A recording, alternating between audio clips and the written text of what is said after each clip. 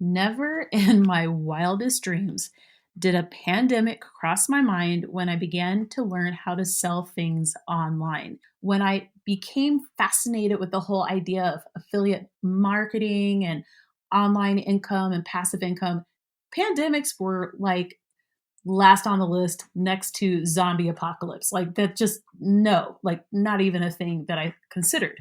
In fact, the reason why I wanted to learn how to sell online was that I was really attracted to the lifestyle flexibility, the ability to pursue professional growth at my own pace. The ability to earn based on my actual productivity was also so exciting. Before I get into this episode, I do want to say that making money online is possible. You don't have to talk about blogging or YouTubing or podcasting to do it. And it's not hard. However, it's not easy.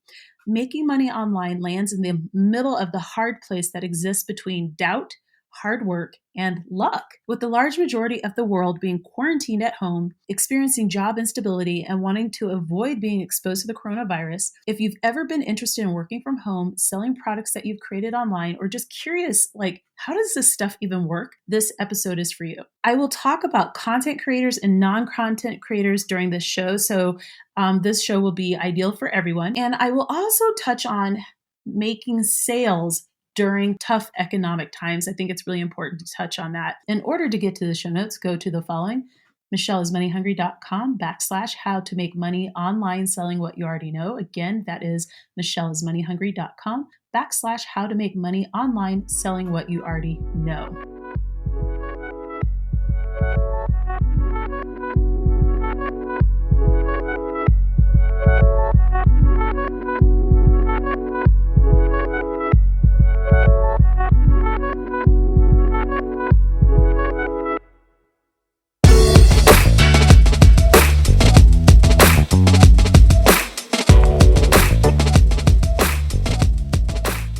Are you interested in learning how to work online selling what you already know? Watch the following webinar where I break down different online business tips than the ones actually shared in this podcast episode. The webinar is called How to Make Money Selling What You Already Know Online. Just go to the show notes in order to sign up for it, in order to see either the live recording, which will happen in April 7th, 2020, or to gain access to the replay. So there will be a replay that you can access in the show notes after that date. Before I get into the episode, I do want to make it clear that this isn't easy. Like nothing is easy, right? But we're surviving in a pandemic. So I think that we're tough. We can do this. You're going to have to do work. And it's not necessarily hard, like I said before, but some aspects of working online or selling what you know can be boring, just like every job.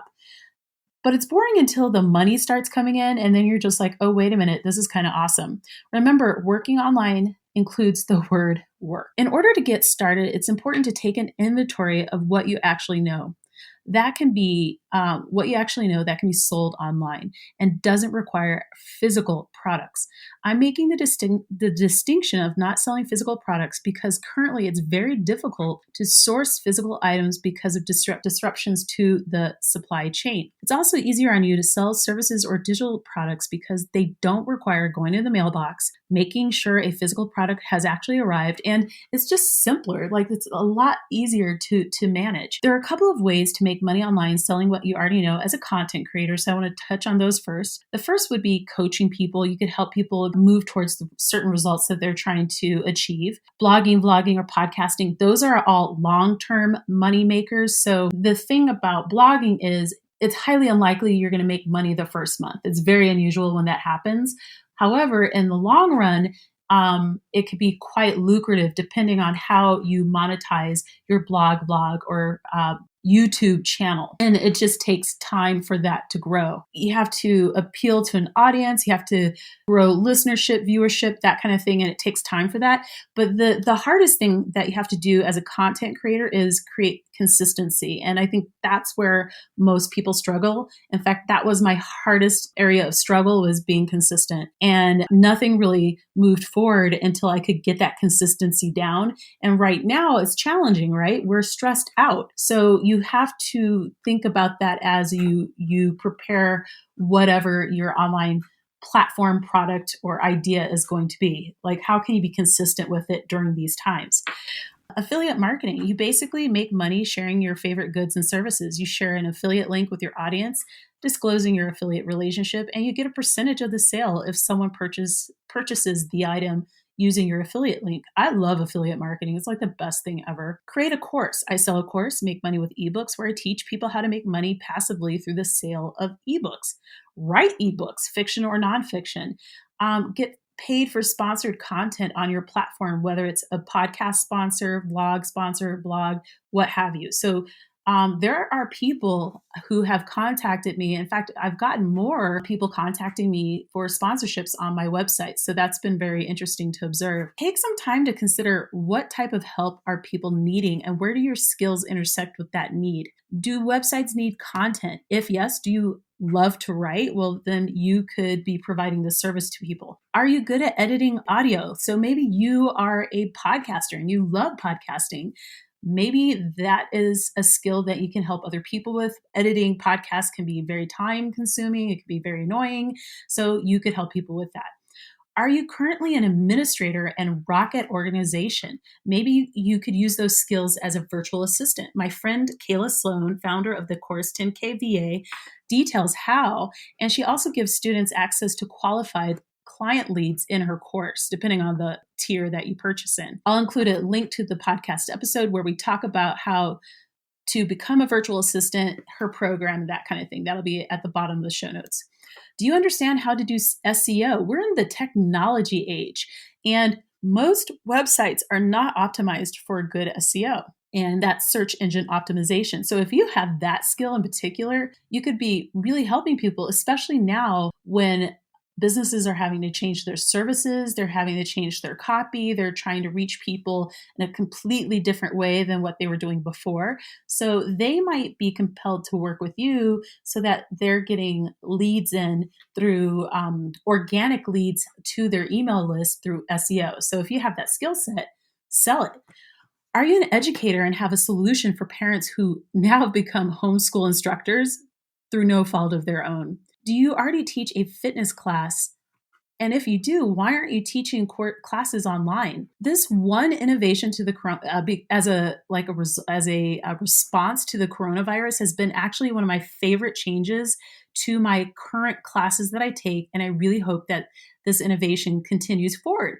And the reason why I like it so much is I like the idea that I could take a class from home. Maybe I have, a headache and I don't want to be around people, but I still want to do the class. Or maybe I have a cold and I don't want to be around people and I still want to take a class. Or maybe I am a mom and I can't get anyone to babysit the kids. And so I take the class because it's streaming online as the class is happening. Or maybe I feel shy because I feel awkward about how I move in my body, then I could take the class. So if you own a studio, I hope you're hearing that feedback. I love it. And I've heard from other people and they love it. They love it, love it. We miss you and we miss going to the studio, but there are other reasons why we might not be able to go. And this is a great way to meet us where we are. Hairstylist. This is a huge one, actually. What is it that people need help doing that they no longer go to someone else to have done? Hairstylists in particular is very interesting because there are a lot of memes about people having bowl cuts after this. And you could teach people how to style their own hair, how to maintain it. For African American hair or even white people, I've seen white people with afros. There may be courses that people could take about how to take care of natural hair. Braiding and natural hair care online classes I've seen recently have been a huge hit. Huge, because now we've got all these ladies who can't go to the salon to get their hair done. And they're going to look crazy if something doesn't happen. So they know this and they're learning how to do their own hair. Teach cooking courses. And before I go further through the list, I think there might be someone listening who's like, well, but there's 100 other people doing this. That is completely irrelevant. It does not matter that there are 100 other people doing what you want to do. You just need to connect with 1,000 true fans. That's not a lot of people. Here's an example of lots of different types of people offering the same kind of product. I'm in personal finance. Do you understand how many personal finance blogs there are out there? There are billions of, there are tons.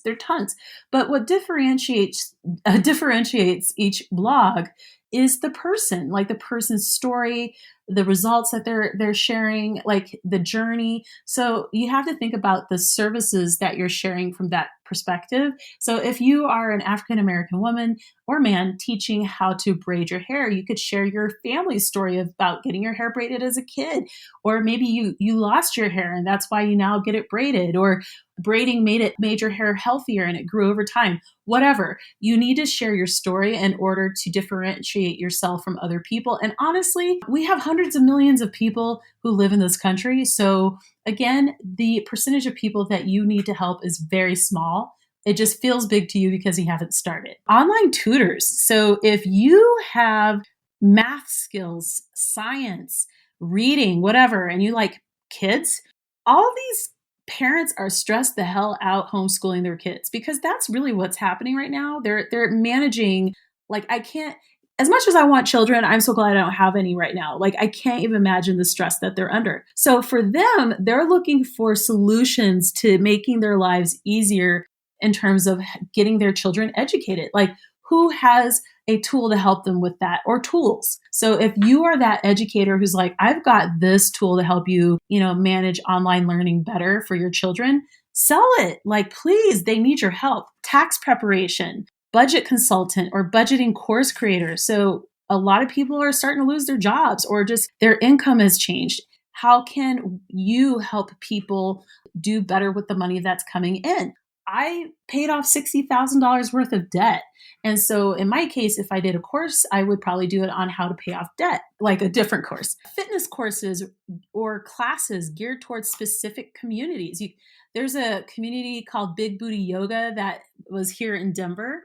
And it was created by a woman who's white, by the way, in case you were curious. But she is a plus size yogi. And she got sick of going to these classes here in Denver, which I can attest to. Like, there's a lot of skinny, yogis. And so she was like, I want to create courses where, classes in a space where anyone can go and feel really welcomed. And her classes were huge. They were so well attended, so amazing, so cool, and innovative. She even did a lot of hip hop classes, like hip hop yoga. So it was just, she was amazing and is amazing. She's about to have a baby. Anyway, and so she created this community and it really resonated with people. Yoga for POC, for people of color, yoga for men. I think sometimes men don't have a space like that. So think about what you can do that is unique and what you can bring to people so that they can learn from you. Frugal meal prep. I can't say this enough, but anything frugal I think is going to be very popular moving forward. Why? Because of instability. It could be that you do frugal meal prep like as a book or series of videos. You could do frugal specialty food prep lists, cookbooks for those of you who are eating vegan, paleo, gluten-free, or keto. So maybe you're like, I really love this style of eating. It's how I function at my best, but now I need to watch my budget in order to make sure that everything else is okay. If that's the case, then maybe there are resources that you could create for other people to do the same thing for less. Now, ask yourself, who are your clients? So oftentimes the product will actually eliminate the types of clients you are not serving. So example would be, I'm not a vegan, so vegan meals aren't really geared towards me. I've been a vegan. And so during that time, that would be very appropriate. And sometimes I eat vegan, like a couple times a week for a couple of days throughout the week. But I don't need like a constant vegan meal plan because I'm not eating that daily. So I'm not the ideal client and I'm already eliminated because of that. My ideal clients for my ebooks course and coaching are people with a digital presence or community that they would like to serve. Ideally, they've been blogging, vlogging, or podcasting for at least a minimum of 6 months, which is when most people quit. So if they can make it past the quitting stage, I know that they can actually do the work in my course and get it done. And I also want people who invest in trainings. So I need people who have some money somewhere in order to purchase that thing. I don't want you going broke to do it. I am very turned off by that, but I want you to have access to money in order to pay for my services. That's reasonable. And I think a lot of people forget to add that to their ideal client list. And that creates problems later because they might be attracting people who cannot spend money. And I have friends where that's happened. My ideal clients for my ebooks are different though. They're women who need an escape based on the specific romance genres that I write in, because I do romances and I do nonfiction. For the nonfiction, those people would be people needing an answer to a specific question that they need help with. So next year, well, I have a book coming out this summer about visiting Denver. I know that no one's going to look at that book until the end of the year. Why? Because we're not really going to be traveling anywhere. I would be very surprised if there's a lot of travel happening for quite a while. But when it does happen, I'm going to have a ton of content ready for people and the book, and they'll have a resource that they can go to and use. Now that you have the product or service, how do you sell it without pissing people off? So selling right now can feel a little confusing and a little scary. On the one hand, you're hearing about job loss numbers and record numbers of people filing for unemployment. We're hearing the president saying he would like to get people back to work quickly because of the economic damage that's occurring each day of the pandemic. And then you might be observing people getting some pushback because they've been selling their goods and services. There are a couple of things I want you to keep in mind. The first is make sure you're very careful of your marketing copy. The copy is the language that you used to describe your goods and services. You need to write down all of the examples of bad marketing that you've noticed in the past 2 to 3 weeks that, like, literally people have pissed you off with their commercials, with their emails, that kind of thing. If they've pissed you off, made you feel awkward or made you uncomfortable, write down why. Like, what was it about their messaging and the language that turned you off?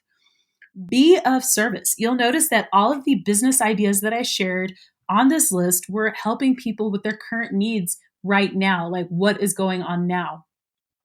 My friend Amanda Abea runs a program called Persuade to Profit, and she made the observation that money always flows, but now it's just flowing differently. And that's true.